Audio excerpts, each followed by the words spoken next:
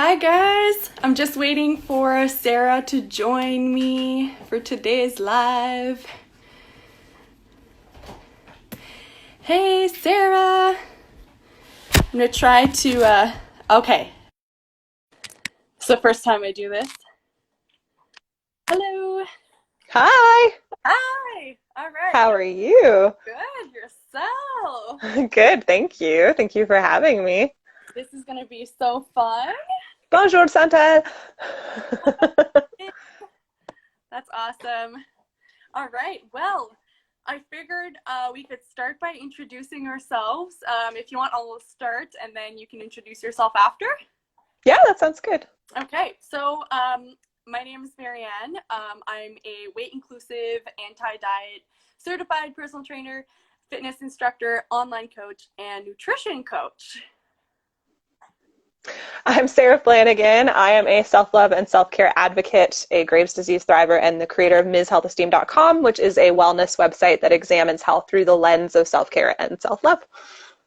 Awesome.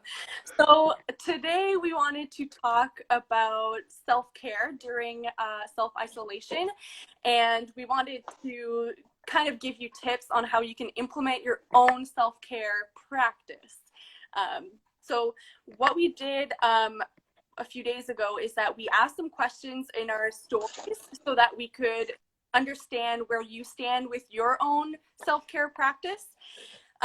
So what I got is that 65% of people didn't have a self-care routine at all.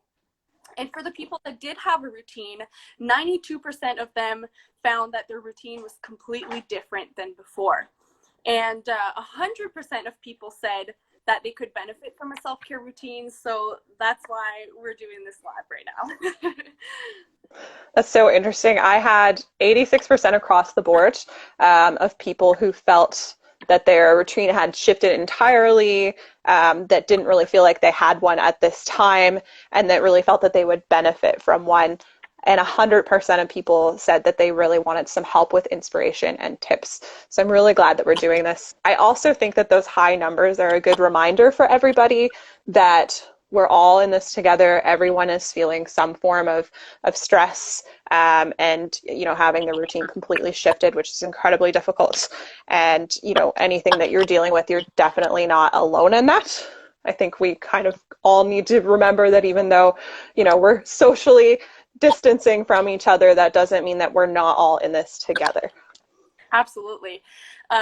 I thought it would be a good idea for us to tell everyone what self-care means to us. So that way we can, if you don't have a self-care routine, it can kind of give you an idea of how you can implement one yourself.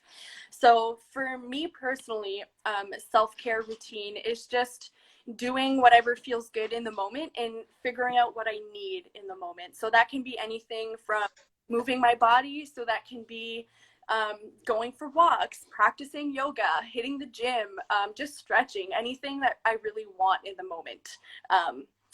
Yeah, exactly. And after that, I also like meditation. I like to play around with essential oils sometimes. I like to journal and practice gratitude.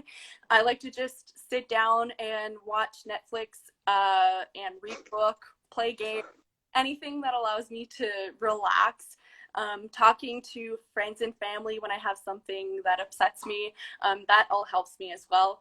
And I also do some types of self-care that aren't, the most fun, but are necessary, like going to see the doctor, or setting boundaries, or sitting with feelings that are a little uncomfortable and trying to determine what those feelings are and feeling them instead of pushing them deep down.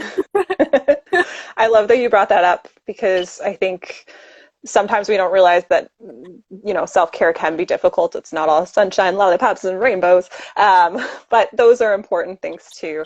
As a chronic illness warrior, I can definitely relate to the fact that going to the doctor, for example, is a huge form of self-care and incredibly important. And dealing with the negative emotions, I think that's something a lot of us are currently feeling more often. So it's important to have that motivation to allow yourself to feel those feelings and work through them. So Absolutely. thank you. Thank you very much for sharing that. Personally, for me, I mean, a lot of the things that I do for self-care are very similar. I have a very flexible routine. What I think is really important when it comes to self-care is more developing that relationship and partnership with yourself. We in our society, at least in my own personal experiences in this world, are very focused on developing relationships with other people, very focused on kind of selflessness and all of the things that we can do for the people around us, which is wonderful. But, you know, the word selfish itself has a very negative connotation.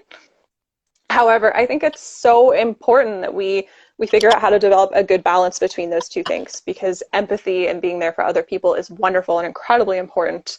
But so is having empathy for yourself and being there for yourself.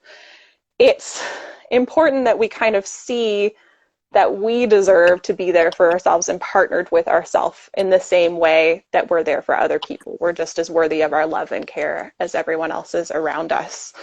When it comes to the activities that I enjoy doing, they change based on my needs. There's a real importance of flexibility because what we need constantly changes based on what we're experiencing and how we're feeling. Just like, you know, our partner and our friends' needs change and we adjust ourselves to that. I think we need to have that same gentleness and ability to adjust to ourselves as well. It's the intent and the dedicated time for yourself that really matters, not necessarily the activities that you choose to do. Yeah, very well said. I love all of it. Thank you. Marianne and I discussed talking about different types of self-care, and there are certainly lots and lots of them. We're not going to go on all of them or we would be hanging out all day, but we decided to focus on physical, spiritual, personal, social, and mental and emotional for today, because we just felt like those areas probably need a little bit more attention right now. When it comes to the physical, that's Marianne's ballpark. She definitely has a lot of knowledge in that area. So I think I'm going to give her the court right now so she can share her expertise with you. Awesome. So like Sarah said, I'm going to start with the physical aspect of self-care. So I'll start with the most obvious one, which is the one that most people think about, is moving your body. So like I said earlier, that can be going to the gym, it can be going for a walk, practicing yoga, going for a walk, hike. It can be rock climbing. It can be literally any type of movement that you enjoy doing. It can also be wearing clothes that feel comfortable for you instead of trying to fit into clothes that doesn't feel comfortable. It can be doing your hair and makeup if that's something that you like to do. If not, that's okay too. It can be eating in a way that makes you feel good. So basically not a diet. Had to put that. It can be going to the doctor, drinking enough water, just stuff like that. It can be just something like a regular, like brushing your teeth or washing your face, which we do once or twice a day. And it's a type of self-care that not a lot of people realize is self-care, but it is. So I thought it was important to point out. And also another type of physical self-care is just relaxing, like reading a book, watching Netflix, playing a game, stuff like that. And while we're talking about resting and exercise, I wanted to point out that right now we're living in a pretty difficult situation, and exercise adds stress to the body. So that's something we want because that's how we progress in the gym or in any type of physical activity we do. That's how we build strength. That's how we build endurance, etc. However, with everything that's going on right now, we already have more stress than usual. So exercise can add on to that stress. While exercise can help us go through that stress and kind of release it and release those endorphins as well and make us feel good, I don't think right now is the time to kind of hammer down on 2 workouts a day or do workouts every day. I think it's important to listen to our bodies and do what feels good and to not go overboard with exercise right now. Oh, absolutely. I think there's so much pressure out there right now to, you know, develop a stellar workout routine. And, you know, I keep hearing like the quarantine 15 and seeing all of those memes that are very fatphobic. And by the way, for anybody who hasn't seen it, Marianne wrote an incredible article about that, about the fatphobic memes and kind of how they're harmful to everyone, whether or not you realize it, on my website. I definitely recommend you give it a read because she killed it. But the point is, now is not the time to put ourselves under extra pressure and extra stress. It's absolutely okay if you gain weight, not just now, but in general, in real life, that's absolutely fine. Our bodies change constantly. They still have the exact same value. And, you know, nobody needs to develop killer quarantine abs. It's all good. Wait, it's all good. Yeah, it's okay. I think we need that message more because I'm definitely seeing a lot of the other side, and it's truly unfortunate. So thank you very much for bringing that up. Did anybody have any questions with regards to the physical aspect before we move forward, or anything they wanted to add? I see some love. Thank you. Thank you that's watching with us right now. Yeah. All right. So that's awesome. Thank you so much for sharing your insight. I wanted to kind of discuss the spiritual and personal aspects of self-care, which really have to do with connecting with yourself, connecting with nature, and creating a safe and comfortable space for yourself. In general, that can include things like yoga, walks, tapping into your favorite hobbies, or even discovering new ones that you felt very interested in, nesting and relaxing in your own home, journaling, meditation, and so much more. You might notice an overlap because yoga and walking are also aspects of physical self-care, but there are a lot of activities that will overlap and kind of help you in many different ways. So if you find activities that do have an overlap, that make you feel good, that allow you to connect with yourself in different regards, hold on to that activity. If it feels good, that's awesome. That's something that you can tap into whenever you need it. I'd also like to add that in general, self-care, creating that time and intent for yourself, that allows for a lot of personal connection. So really any activity can work as a personal self-care. Whatever makes you feel good, that's what matters. I know I'm repeating myself like a parrot, but I think just those are the important things that you need to hear. I've heard a lot from people I've been talking to that the biggest struggle right now in this regard is the disconnection from nature, which I've certainly felt as well, because a space that we often go to for comfort and we go to feel well has now become kind of an unsafe area, and we are more disconnected from it, which is unfortunate, because that does hurt us spiritually and personally. Nature is very grounding. Nature makes us feel good. I personally am a high-risk person because I'm immunocompromised, so I can definitely relate to how strange it is to have, you know, the outside world from your home become an uncomfortable space. But I do want to say, even if you're not a high-risk person and you are feeling these feelings, that's still valid. Everybody has the right to struggle with this and to feel, you know, those big emotions. We're all also under very different restrictions depending on where we're located. So the way that we can sort of balance that feeling might be a little bit different for all of us, but I did want to share some options. If you can, I do recommend that you go out for a daily walk. I know that if you're dealing with either high risk or just really feeling unsafe, that can be very difficult even if the option is available to you. So personally, I've been walking later in the day when there aren't people around, whatever feels safest for you. But if you do have the opportunity to get outside and to get that fresh air, allow yourself that. Whether or not you can, it's great if you're able to open your windows and let that fresh air into your home. You can combine that with other activities if you want to, like meditating or yoga, or just, you know, lay down and breathe it in and really enjoy that small connection that you can have. Marianne and I discussed this yesterday, and I thought that it was a pretty stellar idea, which was to create like a wish list. So do some research into local nature parks or, you know, waterfalls or hiking trails in your area and create a wish list for places that you want to visit outside when this is all over. You can tap into your social networks as well, which we will be talking about a little bit more in a minute. But tap into those, get your family involved, get your friends involved. look at these areas virtually. Let's keep social distancing, but virtually together, and kind of discover places you guys want to visit. Use Google Maps to see where they're located and feel more connected to them. Look on social media, find, photos of people who have visited it. And, if you're feeling comfortable, even connect with those people through their comments or through messaging to talk about their experiences, because I think connecting right now and the feeling of togetherness is going to be very helpful for us. Another thing that I found very interesting was that listening to nature sounds can be very helpful.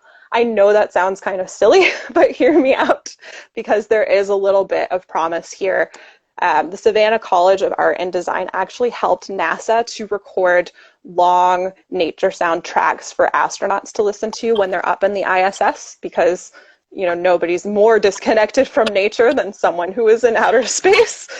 So this is something that astronauts actually tap into as well in order to help them deal with that disconnect. Nature sounds alone can be very calming. You can listen to that while you're cooking, when you're exercising, when you're reading, or just relaxing, just if that brings you some of that peace. And if that's still sounding a little silly, I thought this was pretty interesting. Julian Treasure, who has the coolest name. I mean, if your last name is Treasure, I think you're set for life.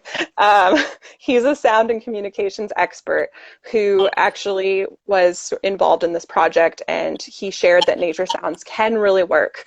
And it's possible that there's more of a physiological connection. To give a good example, I mean, hands up if you find the ocean soothing. I don't think anybody in the world finds that not soothing. It's just, a sound that is so lovely and calming. And what's very interesting is ocean surf has about a frequency of 12 cycles per minute. And when humans are sleeping and we're breathing, we actually have a cycle of approximately 12 cycles per minute as well. So it's quite possible that that calming feeling is more than what it seems, that there is potentially a physiological connection there. That is so cool. I actually didn't know any of this, which is super Also, his last name is Treasure, so. It has a better last name than that. No, I don't think so. I was like, okay, you're cool. Your last name is Treasure. Yeah. You win. You win life. Exactly. So, kind of wanted to dig into the social aspect of self-care, and a lot of the things I'm going to mention, we might not necessarily be able to do them right now. However, I will give tips or ideas of things you can do right now. I just wanted to mention all the aspects so that you can have a good idea of what those self-care methods can be. So one of them can be just talking to your loved ones, whether that's family, friends, whatever, to get something off your chest, or just hanging out in general, doing like little dates with your friends, going to the mall, going for a picnic, just stuff like that. That's a form of self-care. Doing the same thing with your partner, going on dates, and even bringing yourself on a date. So like bringing yourself to the movies or to the restaurant, that's a form of self-care. And you might not be able to do that right now, but you can make a candlelit dinner for yourself right now, or for your partner or whoever you live with right now. So that's a form of self-care. And for things that we can do always, but more specifically right now while we're social distancing, is creating group chats. So I'm in a few group chats right now, some with friends, some with family, and they kind of go on and off throughout the day. And I find it's great when my phone rings and then I check and I see notifications. It just makes you feel connected throughout the day so that you don't feel so alone. Also scheduling video calls. I do that with my family. For example, we have one on Sunday. We've done it like every week. We schedule at least one video call. It gives you something to look forward to, and then you get that kind of as close as you can get to connection right now. So thank goodness for technology. Yeah. You can also do, I have a friend that does multiplayer games. So he'll like schedule games with friends on like a Wednesday night or something, and he'll play like Magic or any type of game with his friends. And you can even play with people you don't know. So it's a really great way to connect. You can also work out together through live. I've seen a lot of people do that. So you just work out with the camera, just like that. Someone can host a workout if you want. Sarah had the idea to do Netflix dates Yes. together. So that's really cool. And just in general, joining social media, watching live videos like this, so you can see people talking in live, and then you can interact with them in the comments. So that's really fun and creates that kind of like social and community aspect. And then also just social media in general. So just finding Facebook groups and communities on Reddit or anything like that, and or just spending time scrolling on social media. However, I think it's important to realize that it's okay to disconnect from social media if you want. That's also a form of self-care. Sometimes it might feel like it becomes a little overwhelming to be on social media. I know I've had to disconnect a little bit like a few days ago. So I think that's a form of self-care, and it's important to know that you can disconnect from social media if you want. Yes, absolutely. I think an aspect of social self-care that we don't think about is the people that we allow into our space, be it, virtually or in real life. That's also an aspect of self-care too. So, if you need to distance yourself from someone, or even if you need to go through a friend breakup sometimes, as hard as that is a self-care element as well. Yeah, and I actually just thought about this, but sometimes we get into that comparison trap online. I know. And it's not the other person's fault, and you may not want to unfriend them or unfollow them because you still want to connect with them, but whenever you see their pictures or whatever, it makes you feel uncomfortable. So there's always the option to mute someone, and you have every right to do that for your own self-care, and there's nothing wrong with doing that. No, absolutely. I think, especially right now, but in life in general, having that positive social network is incredibly important. Absolutely, yeah. Yeah. Oh my goodness. Which really leads us to, talking about the emotional and mental aspect of self-care, which also is very important. And I like to mention that there's no such thing as physical health without mental health. Those two things are incredibly interconnected, and both deserve the same amount of dedication and attention. So, definitely make sure that you're keeping that mental health aspect in your head. We're all collectively going through something incredibly traumatic and difficult. So any sort of negative emotions or struggles that you're currently experiencing, that's valid. You are not alone in that. I'd also like to mention, for some people, it's not as much as a struggle, and there might be some guilt in that fact. So it's okay as well if you find that you're not struggling to the same degree as other people too.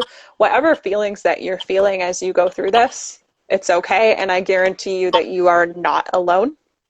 We're social distancing, but we are not emotional distancing. Two different things. So it's okay not to be okay.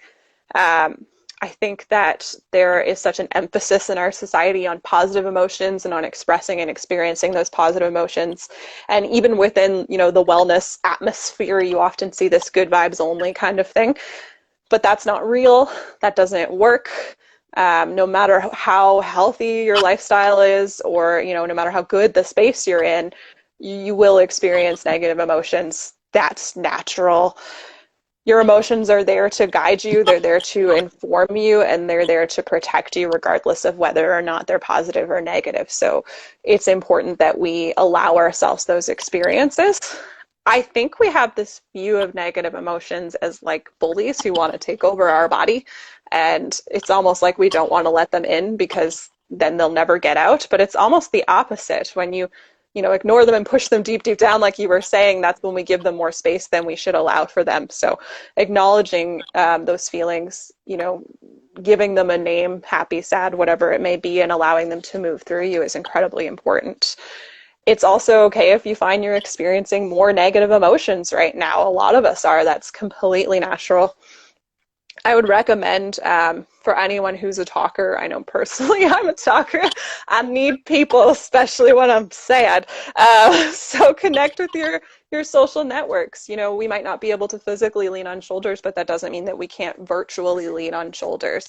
Don't be afraid to talk it out, and even to check in with other people as well and see how they're feeling, because that connection and seeing that you're not the only one who's experiencing these feelings, it can be so incredibly helpful. Humans are social creatures, so we're very lucky that we have this technology that allows us to connect with each other, and I think it's really important that we use that to our benefit right now. Another option, whether you're not a talker or if you just need more options to work through your feelings, is journaling. There's lots of different ways to journal. But one interesting thing that you can do is kind of third person journal. You can write out how you're feeling, but you can also write a response to yourself as if you are helping a friend. That can sometimes give us some perspective and can also allow us to go a little bit easier on ourselves, because unfortunately, going back to that partnership situation where we're kind of more trained to be there for others, if we're talking to ourselves as if we were talking to a friend, we might offer more gentle advice and be a little bit more present in that way. Know that it's okay to cry. I know that there's such a negative connotation with crying, but it's a physiological reaction. Often we can't control it when it happens, it just does. That is something that is self-soothing, and it's your body's way of releasing stress. So, you know, if you need to cry and have been stopping yourself, and if you do, please tell me your secrets because I don't understand. But some people do. If you need to and you haven't been allowing yourself to, you know, you can let that out and let that stress out of your body. And if you have been crying and you're feeling negative feelings about that, you know, be gentle with yourself. It's okay. It's absolutely okay if you're letting your stress out that way. Anything self-soothing and kind and healthy for yourself that allows you to work through those feelings is awesome. I would also make a recommendation of creating a list of self-care activities that you find soothing in life in general, so that you have things that you can tap into when you're in a negative headspace and need to calm yourself down. Anyone who follows me on social media knows that I love a bath. I think I've made 375 posts about it probably, and an entire blog post just about it, and like 75,000 that mention it. But that's something that soothes me and makes me feel good. So it's always sort of in my self-care toolbox, which we will talk about in a hot minute. But I always know that that's there for me. So whatever that is for you, and it doesn't have to be a bath. You can hate those. It can be anything. Those activities are incredibly important, and I think we're going to need them a little bit more right now. Also, in general, when it comes to self-care, know that it's so important that you allow yourself to have some flexibility. We've used the word self-care routine. Marianne has a different term. Can you remind me? Yeah, I use the word self-care practice because Yes. routine, it makes it seem like you have to be like super rigid and like you have to, I don't know, do yoga at like 3 p.m. every day. You have to like burn, but that's not really what self-care should be. It should be flexible. So I like to use the term self-care practice because it means you just practice it whenever you want, whenever it comes. Yes. Exactly. Your routine should not be set in stone. You don't need to get up at X time and do XYZ, and then at 1 o'clock do XYZ, and 4 do XYZ. You're going to need different things on different days, and sometimes you might wake up and feel a certain way and something might happen and everything needs to change, and that's okay. When our partners and our friends and our family are having a hard time, we often adjust ourselves for them to help them. So, you know, have that room and that gentleness for yourself as well, and be willing to be flexible when it comes to the self-care that you have for yourself, because you deserve the same love as care and care as you give others. So, you know, create that space and that intent for yourself, but don't necessarily make it a rigid set in stone routine. Yeah, I also like to remind myself and others, sometimes my clients, and when we talk about it, is that you wouldn't get mad at your mom or your partner or your brother or sister or whoever you love for not doing their self-care routine, right?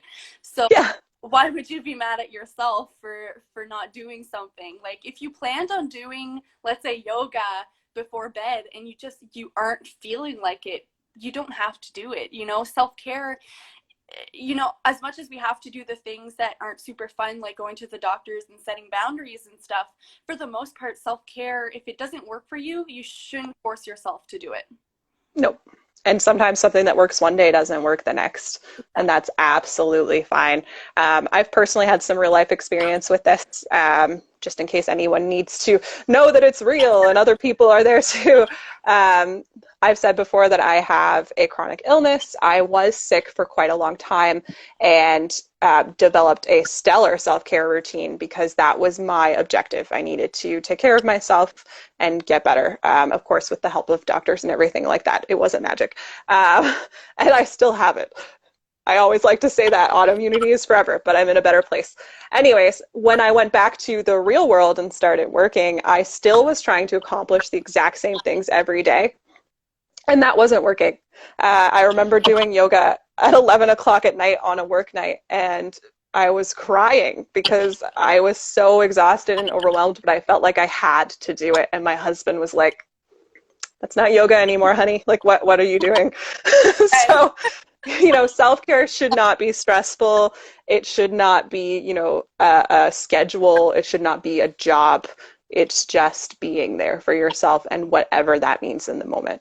Yeah, I always like to say self-care should be an add-on to your life and not adding stress. Like, it should add. Yes.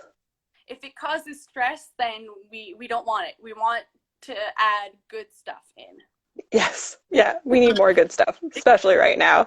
On my website, I often end any self-care post by reminding people to take what works, try things that sound interesting, and anything that doesn't work or that you don't like, toss that aside, because self-care activities do not have feelings. You are not going to hurt them. So don't be afraid to not include anything that isn't right for you. I love that so much. Yeah. Well, I think I'm just going to wait a second to see if anyone has any questions. If you have any questions, we can address them. While I'm waiting for questions to pop up, I thought I could remind everyone or bring in this little kind of homework that we thought of when we were planning this. So we thought it would be a good idea to kind of give you a homework to create your own self-care toolbox. So to do that, we recommend writing down things that you do right now on a daily basis or any time that makes you feel good. So write down anything that makes you feel good in any way that soothes you, whatever, that provides positive feelings for you. So write those down. And then if there's anything that we mentioned throughout this live that you think could benefit you in some way, whether that be journaling, exercising, whatever, going to see your doctor, all those things, write those down on the list. And then that way you have this toolbox to look at when you want to practice self-care. If you like organization, you can make categories, like you can categorize them like we did here in the physical aspect, social aspect, emotional aspect, spiritual aspect, just stuff like that.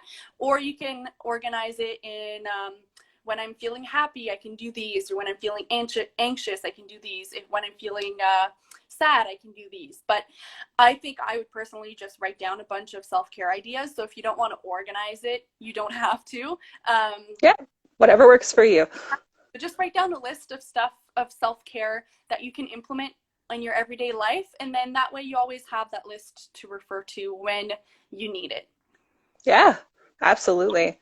That's awesome. And, if you wanted to create a list of things that you're not so sure about, but maybe want to learn more about or give it a go, you can create like a little separate maybe space. Yeah. Whatever works for you. You Yeah. can add on notes. Like if you have, let's say, meditation written down and you try it one day when you're anxious and it worked for you, you can add like a little heart. So that way next time okay, I tried this and I want to try it again. Or maybe next time you try going for a walk instead or something. So it's just a good idea to write down notes because it can help you remember what worked for you and what didn't. Absolutely. And it's good to have that because, when we're already in a very stressed out or anxious space, it can be incredibly difficult sometimes to sort of think past those feelings and into the things that you maybe need to tap into to feel better. Yeah. So in that sense, your list is self-care because you're there for yourself already before things happen. Boom. Magic. Double the care. So I see that we don't really have any questions right now. However, if you do have questions after the live or when you're watching this, when it's not live, feel free to send us a message. I will make a story after this with Sarah's information so that you can go follow her because she's just awesome and you have to follow her. Thank you. I love you. You're awesome too.